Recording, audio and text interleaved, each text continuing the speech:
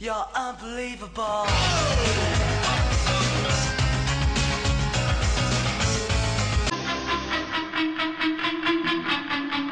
This is the World Today Weekend on CKNW News Talk 980. Once again, here's Sean Leslie. Talking with pundit Alise Mills.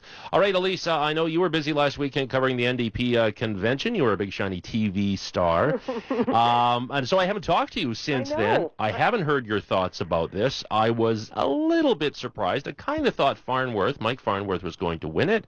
Adrian Dix, though, held on to the 3-4% lead he had from the first ballot right to the third ballot, and he is the new leader of the opposition. What do you make of this? Well, it was interesting. I mean, you and I were both there, so you saw what I saw. I mean, I in the beginning, I thought it was going to be Dix, and then everyone around me influenced me and said, they're going to go center, they're going to go moderate, they're going to try and, build a party that can compete with where the BC Liberals are going.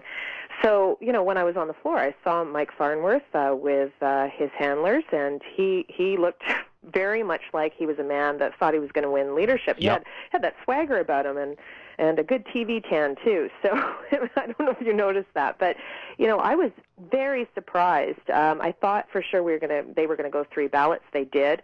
But I was very surprised to see where Adrian went. And then it became very, very clear that he was going to become leader. So now the membership's made the choice to a sharp left in their party's position, which I think they were, obviously wanting to do, which is why they gunned for their leader, Carol James. So now we're really finally clear on who they are and what they want for BC.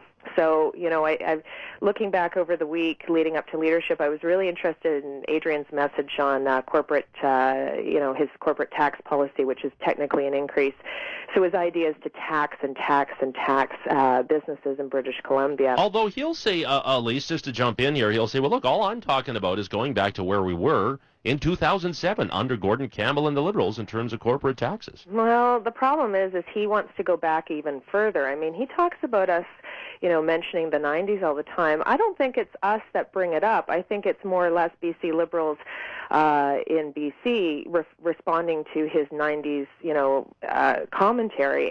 He's living back there. He's under the idea that if you tax and take money away from investors and job creators, which is what employers are, which is what business is, and you put it into the public sector, that is how a province or a government should create wealth, and that's just simply not true. So if he wants to stop talking about the 90s, he needs to stop going there. And, I was hoping that, just as a political watcher, forgetting the partisanship, I was hoping that what we were going to see is him talking about some really big ideas, getting away from his brand. He was a chief implementer with Premier Clark, so, he's reheating that NDP buffet from the 90s, and it's being served on us all the time. So, you have to respond. But what I want to hear from all politicians in the province is healthcare reform. And unfortunately, when he talks about healthcare, he talks about contracts. He talks about he tries to romance the unions. The reality is nobody's going to have a job in healthcare if we can't afford it. It's a hairline away from being 50% in this province. What we need to talk about is our shifting demographic. We're very different from any other province in Canada. We need to talk about technology, diagnostic equipment, all the things that work to keep our system going faster.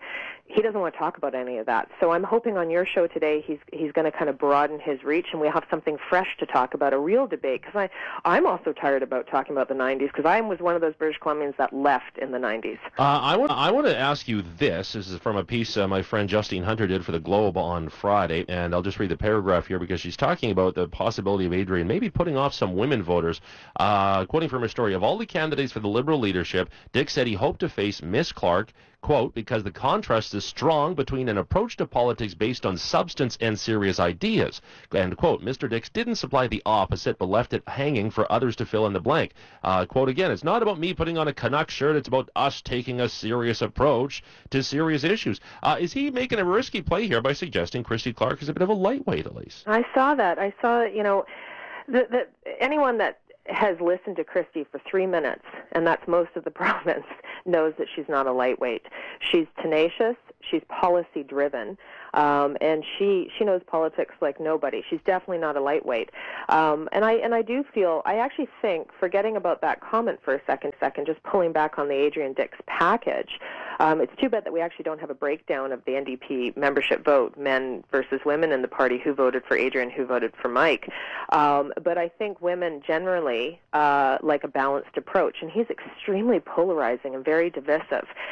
He's a guy that likes to pick winners and losers. We see that again in the corporate tax policies, but I think we see that in his political games as well. And it's going to be very interesting. He, like I said, he's really carved out who he is. He's a sharp left, and he's divisive, and he's polarizing. He goes on sound bites, and he goes on old school politics that doesn't resonate with women. And I think a lot of women in this, we've seen this in the federal campaign too, are exhausted by the mean-spiritedness.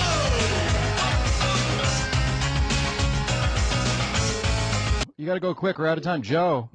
Well, I thank you for quoting me in hot, Smitty. I think Donald Trump's a bit of a joke. I mean, this guy should go to the Alise Mills University of Punditry, or whatever wherever the heck you learn how to be a great pundit like Alise Mills for the BC Liberals, and honest to God, learn how to talk with some common sense.